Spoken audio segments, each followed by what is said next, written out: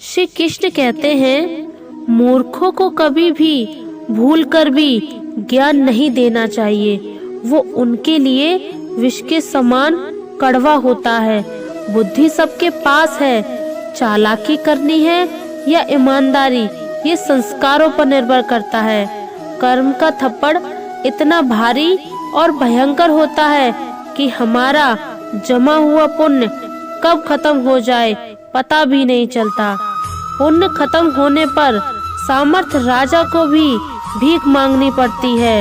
इसलिए कभी किसी के साथ छल कपट करके किसी की आत्मा को दुखी ना करें। जो लोग दूसरों को बर्बाद करने की सोच रखते हैं, वे अपने मकसद में इस कदर अंधे हो जाते हैं कि वे खुद कब बर्बाद हो जाएं, इसका उनको पता भी नहीं चलता। श्रीमद् भागवत गीता में लिखा है, जिंदगी में जो कुछ भी होता है अच्छे के लिए होता है।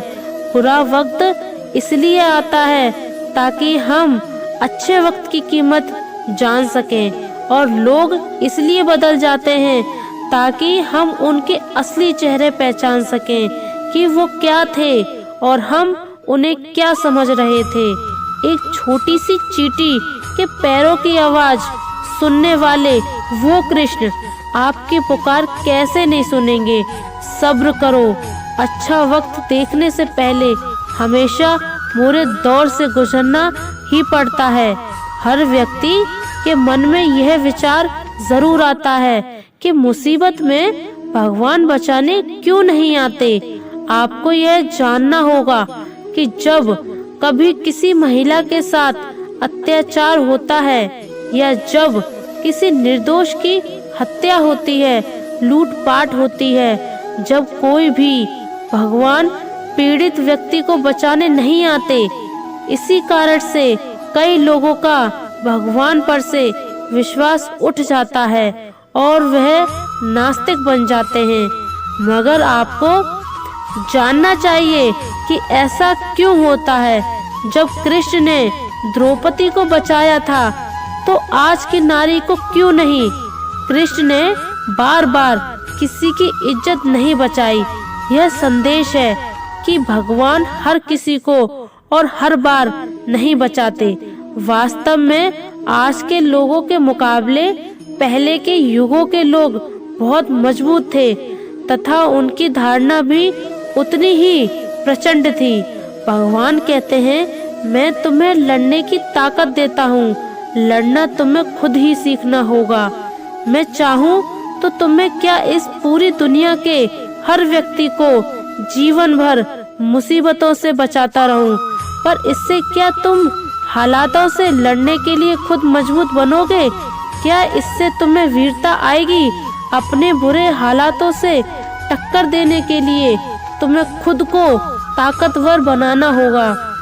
मुझ पर रखा विश्वास तुम्हें लड़ने की केवल प्रेरणा देगा। यही कारण से कोई भी देवी देवता किसी को भी बचाने नहीं आते। रावण ब्राह्मण होकर भी असुर बन गया और शबरी दलित होकर भी देवी। आपकी नीयत सिर्फ आपके कर्मों से तय की जाती है, जन्म और जाति से नहीं।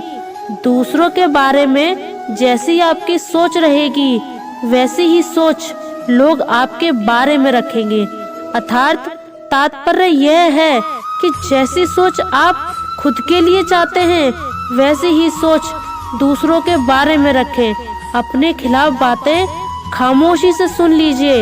यकीन मानिए, वक्त बेहतरीन जवाब देगा।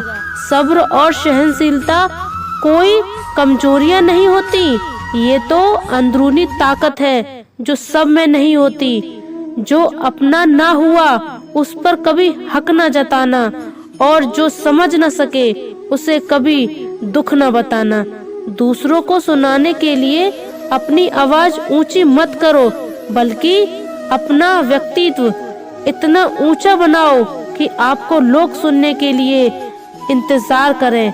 कभी कभी आपका मन उदास हो जाता है, दुखी हो जाता है, तो हम किसी दोस्त या रिश्तेदार को फोन करते हैं, लेकिन उन्होंने हमें चाहिए वैसी बात नहीं की।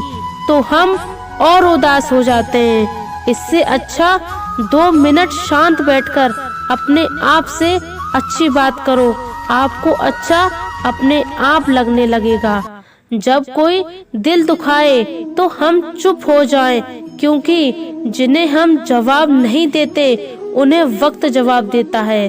जिंदगी में जितना शांत रहोगे उतना ही अपने आप को मजबूत पाओगे, क्योंकि लोहा ठंडा होने पर ही मजबूत होता है।